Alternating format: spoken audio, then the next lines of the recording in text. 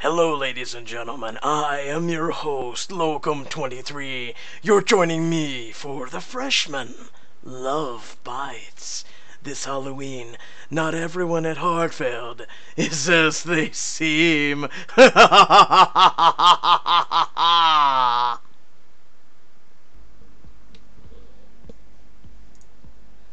Happy Halloween! Dear readers, this October, we're getting into the spirit of the season with a spooky Halloween special. A word of warning, this two-part special will include a lot of supernatural stuff that you don't usually see in the Freshman. So enjoy this slight departure from our usual stories. Okay, so we're gonna choose. Since we're sticking with Mizumi's look, Ooh, we're already gonna spin diamonds. Well, that would have been a fantastic outfit. But I guess we'll just go with a cotton t-shirt. Perfect, let's go. Your name is Mizumi, not Emily. I love how they name some of these. It's just generic names, you know. Late one night, a blood-red moon hangs low in the sky as you and your friends walk back from an off-campus party. Man, how much further? If I'd known we're walking back, I would have had a drink, like, half as much. Are you sure you wouldn't have? Be honest. Okay, I totally would have, but I still reserve the right to whine about it. Noted. Okay, but not really. How much further? I definitely wouldn't mind being safe in my bed right now. Yeah, Hartfield sure is creepy at night. I know a shortcut, but I'm not sure you'll like it. As long as it gets us home faster, I'll just about anywhere. Whatever you say, Abby. Caitlin cuts across a side street and leads you through a wrought iron gate flanked by the statues of coiled serpents. Row upon row of crumbling headstones stretch before you amidst time-worn mausoleums, wreathed in mist. Please tell me you didn't just lead us into a graveyard? I think that's exactly what happened, Tyler. Caitlin, this makes things 5 times creepier. It's much faster this way, trust me. Besides, what's the worst that could happen? Well, we could be killed by zombies, arrested for trespassing, mistaken for Goss. Killed by zombies. Mizumi, that's all I'm gonna be able to think about. I'm more worried about the ghosts. At least you can punch a zombie. Pretty sure you should be worried about zombies if your strategy is to punch them. Can we not talk about zombies right now? This place is scary enough already. Just then, a shadow passes over the moon, and a vampire bat flaps overhead, a bloodthirsty screech echoing throughout the cemetery. Holy crap, Doug! That's a bat. Bat dive bombs Caitlin and gets caught in her hair, its wings beating wildly as she tries to shake it off. Oh my god, get it off! Grab the bat, hit the bat, run away. Grab the bat. You grab the bat with your bare hands and try to work it free of Caitlin's hair. Stop squirming! Are you talking to me or the bat? Both of you! Finally, you're able to get the bat untangled from Caitlin's hair, and it flaps off into the night. Are you okay, Caitlin? Caitlin rubs a spot on her neck, and her eyes go wide. I think it bit me. Did you get your rabies shot? I'm not sure it's common for bats to attack humans like that. Yeah, I'm vaccinated, but I probably should go to the nurse's office tomorrow just in case. Let's get you home. Seriously? The less time we spend in this place, the better. You and your friends make it back to the campus, and Caitlin nearly collapses as she enters the suite. Caitlin, are you feeling all right? Yeah, I'm fine. I just really tired all of a sudden. Well, let's get you to bed, and you should definitely see the nurse tomorrow. I will. You lead Caitlin to her bedroom and tuck her in while Abby waits in the doorway, her brows creased with worry. I'm gonna make some tea, okay? If you need anything else, just let us know. Thanks, Abby. You guys are the best. I don't know what I'd do without... Caitlin trails off and falls immediately into a deep sleep. You and Abby exchange a look. Guess she won't be needing that tea. Let's let her sleep, and if she's not feeling well tomorrow, we'll make sure she sees the nurse, maybe even a doctor. You look down at Caitlin and notice the angry red patch on her neck. Yeah, that's probably a good idea. The next day, you sleep in and roll out of bed around 10 in the morning.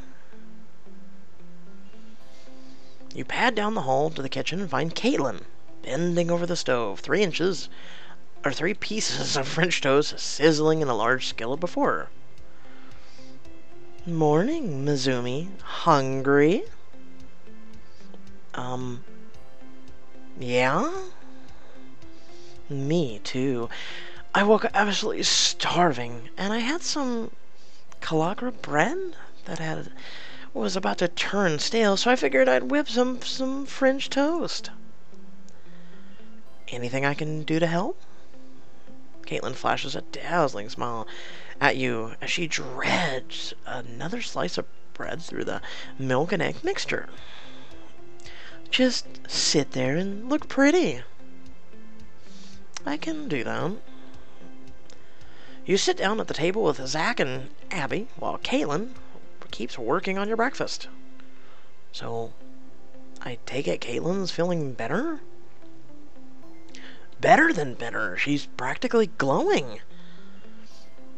I don't know what that bat did to her, but our girl is looking hotter than ever. Zach? What? She is. You look over in time to see Caitlin wipe a sheen of sweat off her forehead. She catches you looking and shoots another breathtaking smile your way. Don't worry, breakfast's almost ready. Okay, Zach? Yeah, she's absolutely gorgeous. You just like French toast. Don't you think she's acting kind of weird? You mean the whole making French toast for everyone thing? Don't look a gift horse in the mouth, Mizumi. No, I totally get what you mean, Mizumi. She feels different. I just don't know how. Just then, Tyler walks into the kitchen, blinking and yawning, with Chris just behind him. Oh my god, is that French toast? Can I have some? Don't eat too much, Tyler. You're supposed to be making a fancy steak dinner for us tonight, remember? I suppose I can eat Tyler's share if I absolutely must. I've gotta bulk up for next season. There's enough for everyone. I made, like, a lot. Caitlin sets a large dish in the center of the table and piles it high with fluffy, golden brown pieces of French toast that I'm now gonna leave and eat. I cut up some strawberries if you want them, and here's the powdered sugar. Caitlin, you shouldn't have gotten into so much trouble. It was no trouble at all. You guys were so nice last night. I wanted to do something nice for you. Plus, I'm super hungry, and I needed a reason to make a ton of food. That's good enough for me. Let's eat. You and your friends fork slices of French toast into your plates and start eating. Caitlin lifts a piece to her mouth and tears a whole half off with her teeth, chewing ravenously. Wow, you really are hungry. Yeah, I might actually make some bacon or something too. I'm not sure what I'm hungry for, but I could literally eat a horse. Or a pig in this case. Well, I never say no to bacon. Just then your phone beeps. Scheduled reminder. Might want to wait on the bacon. We're supposed to be in class in 5 minutes. Oh, crap. I guess we'll have to take our French toast to go. You and Caitlin cross the quad and spend the next few hours in Professor Vasquez's Gothic literature and cinema class watching a screening of Suspiria. As the credits roll, Professor Vasquez gets up to stand behind the lectern again. James switches off the projector. A fine film, isn't it? Lurid, tortured, and histrionic, perhaps, but a fine film nonetheless. Now, tell me, were you able to identify any classic elements of the Gothic in this work? God help you if you answer no. Caitlin's hand shoots up in the air and Vasquez nods at her. Yes, Miss Slough? Suspiria is practically the definition of Gothic cinema. The canted angels, the blind corridors, the overwhelming sense of otherness. Even the architecture is distinctly Gothic. Very astute. Please, go on. I'd even argue that Suspiria sits more comfortably in the Gothic genre than it does alongside other Dario Argentino, other Giallo films.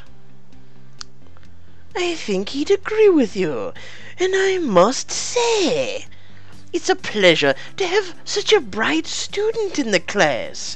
I can only hope that some of that insight will rub off on your friend someday. Thanks, that makes me feel great. I say Mazumi's been a fine student so far, Professor. I asked you to TA this class, James, not to contradict me. Professor Vasquez turns back to the chalkboard. Becca turns around in her seat a few rows ahead of you. If it's any consolation, Mazumi, at least you're not just a disappointment. And not a total suck-up. Well, sorry for actually caring about this class. Turn around, Becca. No one wants to hear your opinion. After the lesson, you and Caitlin file out of the lecture hall with the rest of the class. Madison speed walks over to you. Hey, Madison. What's up? I just want to say I'm really sorry the way Becca was talking to you. She's been a total grump ever since, well, she found out her little sister was moving into her old bedroom. Why? Worried she'll find all the bodies under the floorboards? I didn't even know her bedrooms had hardwood floors. Thanks for saying all that, Madison. I really appreciate it. You're welcome. By the way, Kappa House is having a party this Saturday. I'd love to see you there. At least I would. I'll make sure Becca plays nice. Thanks, Madison. Maybe we'll stop by. As Madison hustles to catch up to Becca, you and Caitlin start back across the quad. Caitlin shades her face from the sun. Is it just me? Or is the sun, like, super hot right now? I feel like I'm being roasted alive. It's not that hot. Maybe you have a fever. You should probably go to the nurse's office. Yeah, I guess. Right now, I mostly want to get something to eat. And to get out of this horrible sunlight. Later that evening, you take a break from writing an essay for Vasquez to find Tyler hurriedly searching the kitchen cabinets. Where the hell did it go? Are you sure you remember to buy it? Maybe that was a dream you had. Right. I dreamed that I spent like $30 on a fancy steak. Sadly, my bank account proves otherwise. What's going on? I bought this beautiful, amazing, irreplaceable steak that I was going to grill up for a nice dinner with Abby. And now it's gone. It was thawing in the fridge this morning, and then it disappeared. No idea where it went. Considering you're a total novice when it comes to cooking, it might be better off. Oh, someone stole it. There's no other explanation as far as I can tell. Zach's acting a little suspicious. Chris is bulking up for next season. Caitlin was super hungry earlier. We'll go with that. Hungry enough to steal from a friend, though? Well, you're right. That doesn't sound like Caitlin I know. Besides, we've been playing video games all day in here. We definitely want to know someone cooking and eating my steak. True. It seems like whoever ate your steak ate it raw. Raw? This just gets more and more mysterious. On a side note, were you really in here all day? That's like 10 hours of gaming straight. Is that bad? Anyway, don't worry. Tripp is coming over to my place, and I can hang out with Abby tonight. Just then you hear a knock on the door, and Tyler springs to his feet. That must be him. Greetings, my most honorable dudes. I've been reading strategy guides online all day.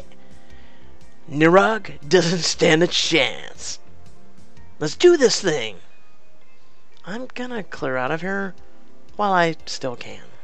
If you need me, I'll be in my bed, sleeping.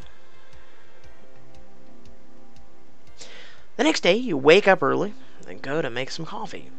As you start heating the water, Zach comes out of his room. Morning, Mizumi. Morning. Zach peers in the living room and scratches his head, bemused. Have you seen Tripp? He passed out on the couch last night. I assumed he was going to crash here, and it's not like I'm going to be up before noon. No, haven't seen him. Not in the bathroom? If he is, he just watched me take a shower. I guess already. He left already. Weird. You ready for microeconomics? Of course not. I wish I could just skip. Once you and Zach are ready for class, you head out to the quad and find Tripp curled up on the grass, fast asleep. Tripp? Hey, man, wake up! What did you guys get up to last night exactly? Just video games? We didn't even drink! Tripp slowly opens his eyes, then yelps in surprise. What the? How did I get out here? That's what we're trying to figure out? Do you remember coming out here? Yeah. I remember I woke up in the middle of the night, decided to go back to my dorm. And then... Oh yeah! I ran into Caitlin. Caitlin was out here? Yeah, which was really weird, because it was probably like 4 in the morning or so. But I just said hi and kept walking. And then next thing I knew... Tripp hand goes to his neck, where you suddenly notice 2 bright red pin pricks. I think something bit me. Then I must have passed out, and then you 2 came and woke me up. You and Zach exchange a nervous look like Tripp gets to his feet. Are you thinking what I'm thinking? Yeah, Tripp is wasted. We're going to be late for class. Caitlin's a freaking vampire. Bingo. Our friend Caitlin is officially a blood-sucking fiend. Whoa! You mean I got bit by a vampire? Sick! Maybe don't go spreading that rumor around, by the way. We still can't be absolutely certain she even is a vampire after all. Come on, Mizumi, the unexplained constant hunger, the food can't seem to be satisfying, the weird nighttime wanderings. And she was weirdly sensitive to the sun yesterday. She also definitely has fangs. What? You didn't notice? Wow, some friends you are. Excuse me. I totally noticed them. I wish we did. You did? Come on, Zach, they're fangs. They're pretty obvious. If you say so. So, what exactly are we gonna do? Well, before we do anything, we need to confirm that Caitlin is indeed a vampire. I know. I'll ask James. He's the TA for Vasquez's Gothic Literature and Cinema class. I'm sure he's done some vampire research. Perfect. I'll try and spy on Caitlin, see where she goes and who she bites. And Tripp, you're not going to say a word about any of this to anyone, got it? Of course not. Just one question. Does this mean I'll be a vampire too? Not sure. We'll get back to you on that. For now, we've got microeconomics to deal with. Don't remind me. That evening, you head to Vasquez's office and find James working on his laptop. Hey, Mizumi, what's up? Mizumi, are you ready for your next assignment so soon? Good to see you finally developed a work ethic. No, I'm not quite done with my current one. Actually, I was going to ask James some stuff about vampires. Maybe you can help too. Seeing as I'm teaching your Gothic literature in cinema class, I certainly hope I can help. Otherwise, I wouldn't be much good at my job, now would I? Well, it's not really an academic question. What do you mean? I mean, let's say someone gets bitten by a vampire bat. Would you know, hypothetically, would they turn into a vampire? Well, they'd be more likely to get rabies. But I have heard of vampires taking on bat forms. I suppose if the bat in question was a vampire in disguise. And if it was the night of a full moon, remember? You suppress a shiver as you remember the full moon in the night sky when you walked through the graveyard. Oh, I see. Now, obviously this is still all hypothetical, but is there any sort of test one could do to confirm someone's a vampire? Well, vampires don't cast reflections, can't enter homes without others' permission, and are allergic to garlic and sunlight. So, I'd say there are a lot of ways to check, yeah. Wonderful. Well, thanks, guys. I'm gonna head back to my dorm now. I have a lot of, homework.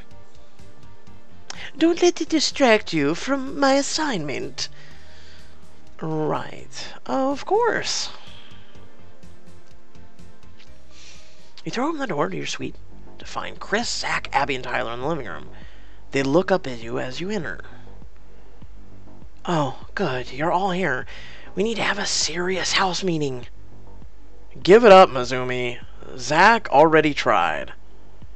I can't believe you guys thought we were so gullible that we believe Caitlin's a vampire. We're not that stupid. We don't think you're stupid. This is serious. Yeah. Why would we make this up? You tell us. Look, I know it sounds crazy, but this is happening, and we all need to work together to figure out what to do about it. I think we should check in on Caitlin real quick. I'm not saying I don't believe you guys. It's just, well, I don't believe you. Okay, your funeral. You and your suit mates go to Caitlin's door and knock. When she doesn't respond, you push against the door and find it unlocked. I'm going in. The door swings open to reveal a vampire bat fluttering around in Caitlin's room, shrieking in panic. Holy crap! What the hell? The bat darts for the window, but it's closed. Catch the bat! Just then, the bat lands on Caitlin's bed, and the mist fills the room. The flapping of the bat's wings subside, and the mist retreats to reveal... Okay, you caught me. Caitlin? Did you... What's that? Caitlin sighs and sits on the edge of her bed, running a hand through her hair. Yeah, I'm a vampire. Go ahead and stake me, I guess. Her friends stand in stunned silence as you go to sit beside her on the bed. Caitlin? We just want to help you. That was so cool. I'm not... So, you're not afraid of me? Are you kidding me? My best friend's a vampire. How awesome is that? We're officially the coolest, sweetest on campus. Caitlin smiles, biting her lip. So, we're all just okay with this? I mean, I am if you guys are, but vampires, you know, dangerous. Come on, you know Caitlin wouldn't hurt us. Do we know that? You wouldn't, right? Probably not. The thirst is for blood is real, guys. You look from Caitlin to each of your friends, and a smile spreads across your face. What are you smiling about, Mizumi? Oh, it's nothing. Just, well, you need blood to live, right? Yeah? And the 5 of us would do pretty much whatever it takes to help you. Right, guys? Of course! Absolutely! Then, I think I know exactly what to do. How will you help Caitlin get the blood she so desperately craves? Find out on the second part of Freshman Love Bites! Hope you guys did enjoy it. It was quite an interesting tale. Chapter 2 of 2 is next. But unfortunately, no keys. Oh, God. Until next time, folks. Remember to like, comment, share, and subscribe. Peace.